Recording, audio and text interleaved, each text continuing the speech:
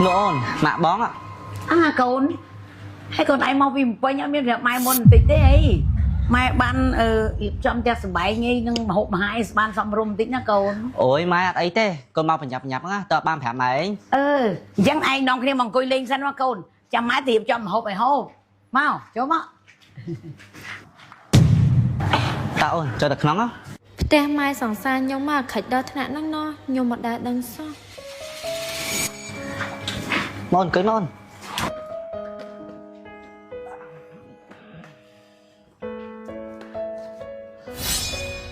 សំបីតែតុកក៏សិតតែធូលីដីដែរហេតុអីបានជាមានអ្នកសំអានអញ្ចឹង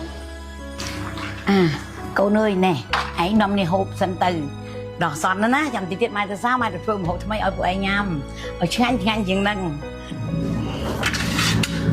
hộp ôn hộp á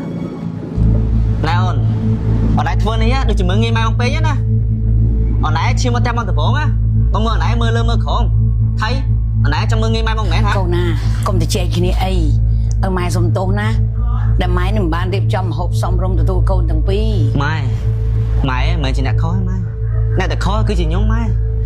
để nom kê máu ở mơ nghe cửa xa chứ ហ្នឹងហើយបើគឺជាអ្នកខុសកុំថាដឹងខ្លួនណាបងបើខុសចំពោះគាត់ធ្ងន់ខ្លាំងណា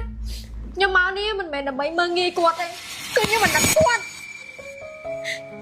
បើហួរនៅពេញជាមួយនឹងខ្ញុំជីវិតហឺហាចាយលុយសម្ភារៈនិយមប៉ុន្តែម៉ែបើមើលមហូបដែលគាត់ហូបបើសាំឡើងមើលផ្ទះគាត់ម្ដងទៀតមើលមកបើតាមដែលអូនមើលគ្មានរបស់ល្អសូម្បីតែម្យ៉ាងប៉ុន្តែពួកយើងវិញហូបចុកឆ្ងាញ់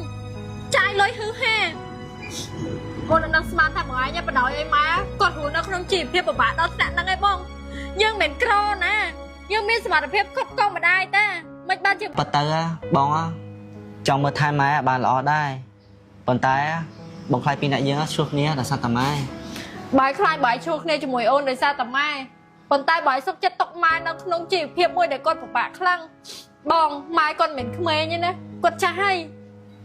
គាត់ចាំបងឯងតាំងពីទូចដល់ធំគាត់មិនដែលចង់បានអីពីបងឯងទេគាត់តែចង់ពេលដែលបងឯងធំឡើង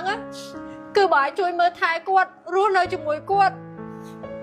យើងមិនជីវភាពខ្វះខាតខ្លាំងទេណាបងអញ្ចឹងយើងគួរតែយកគាត់ទៅមើលថែម៉ែចាប់ពីពេលហ្នឹងទៅម៉ែទៅនៅពេញមួយកូនទុកឲ្យកូនជាអ្នកមើលថែម៉ែ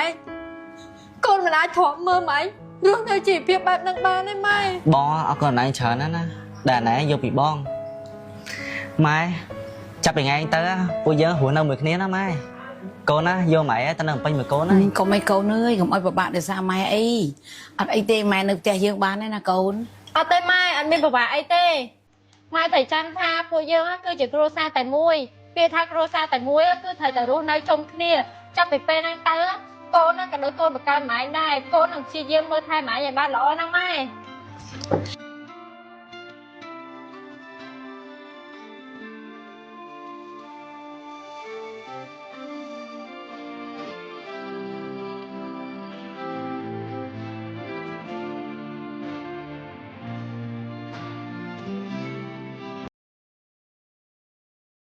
បើសិនជាពុកម៉ែបងប្អូនអរគ្នាចូលចិត្តមើលរឿងបែបនេះបងប្អូនអរគ្នាជួយ like page share page អ្នកមួយផងណា